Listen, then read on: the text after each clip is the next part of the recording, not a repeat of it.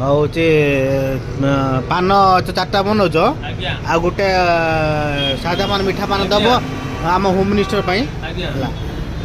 ଆଉ ଆଉ କ'ଣ ଲାଗିବ ଯୋଉ ଖଜିର କୋଳି ନା ଖଜିର ଗୁଆ? ଖଜିର ପଳ ଆମେ ସବୁ ମ୍ୟାଡମଙ୍କ ପାଇଁ ଅଲଗା ଗୁଆ ପକେଇବୁ। ଏ ଗୁଆ ଚାଲିବନି ମ୍ୟାଡମ ପାଖରେ। ଆଚ୍ଛା ଏଟା ଗୁଆଟା ନରମ ଅଛି। ହାର୍ଡ ଗୁଆ ପକେଇବୁ। ହଉ ଯୋଉ ଗୁଆ ପକେଇ ଦିଅ କିନ୍ତୁ ଆମ ଖାଇବା ଦରକାର। ନାଇଁ ଆମେ ଦବା।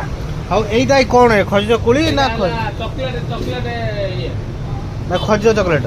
ଆପଣ ଛୁଆ ଜର୍ଦା ପାନ ନା ସାଧା ସାଧା ସାଧା ଏଇଗୁଡ଼ା ଗୋଟେ ଉଠାଅ ସାଧା। ଜଣେ ପାନଟା ଖାଇଦେଲେ ଛୁଆ ଭୁଲି ପାରୁଛନ୍ତି।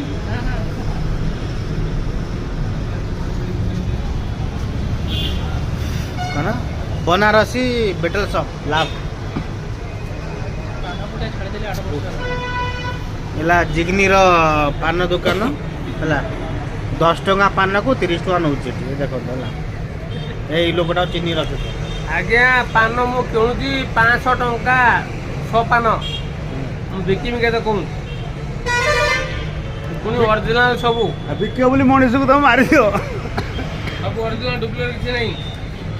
ପାନ ଦେଖୁଛନ୍ତି ପାନ ଦେଖୁନ ଧଳା ଦେଖାଯାଉଛି। ଓଡ଼ିଶା ପାନ 10 ଟଙ୍କାର 3ଟା ମିଛ କଥାଟା ବନାସ ପାନ 10 ଟଙ୍କାର 3ଟା